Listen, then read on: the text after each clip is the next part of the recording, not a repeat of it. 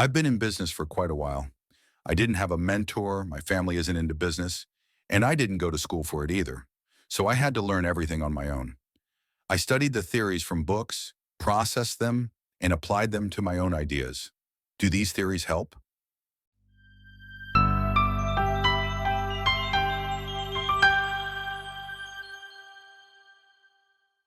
Absolutely, but not entirely. I'd say about 70% comes from books and theories, and the remaining 30% comes from real-life experience and stories from others.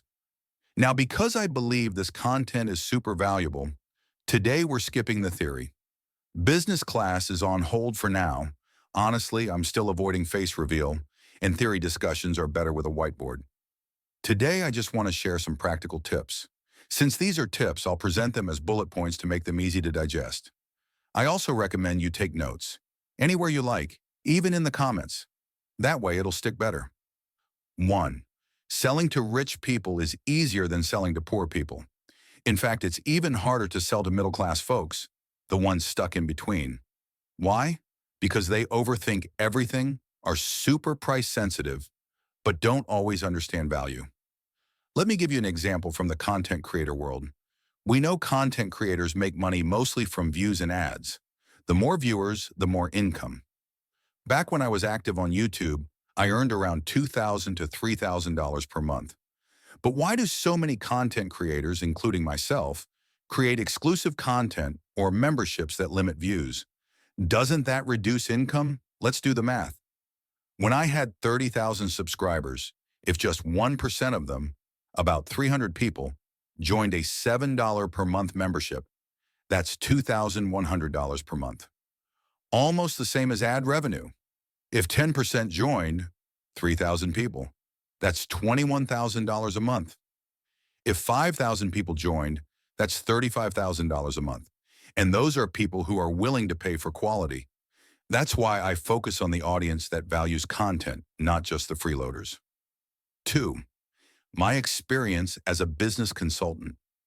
At first, I offered business consultation at a super cheap price, $130 for a 90-minute session.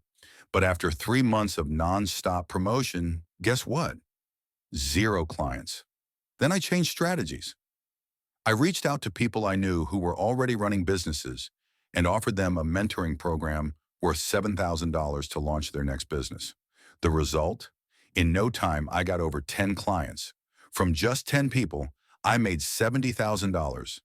If I stuck with 130 sessions, I'd need 538 clients to earn the same. That's insane. These successful people understood that consulting is an investment, not just a cost. 3. A story about Alex, the sales guy. Alex worked as a sales representative at a software company. His job was to sell to small businesses that were barely surviving. The product was amazing. It could improve workflow and boost profits. But the problem? These small businesses hesitated to spend any money. Every day, Alex sent emails, made calls, held meetings, gave presentations. But results? Very few sales, and they took forever to close. I asked him, "Why don't you go after bigger clients who understand efficiency?" He said, "My company wants us to target small businesses." They said there's a bigger market. But remember this, just because more people need, it doesn't mean more people can afford it. Eventually, Alex switched companies. This time, his clients were large corporations. The product now ranged from $5,000 to $10,000 per package. But sales were way easier. Why? Because big companies don't blink at spending more if the results are clear. 4. Don't be afraid to fire difficult clients. I once had several clients who kept asking for revisions, constantly negotiated prices, and even paid late. At first, I tolerated it, thinking, at least I'm getting paid. But over time, they drained my energy. Eventually, I made a bold decision. I fired those clients. I sent polite emails saying I couldn't continue due to other commitments. The result? I had more time and energy to take on serious clients who respected my work.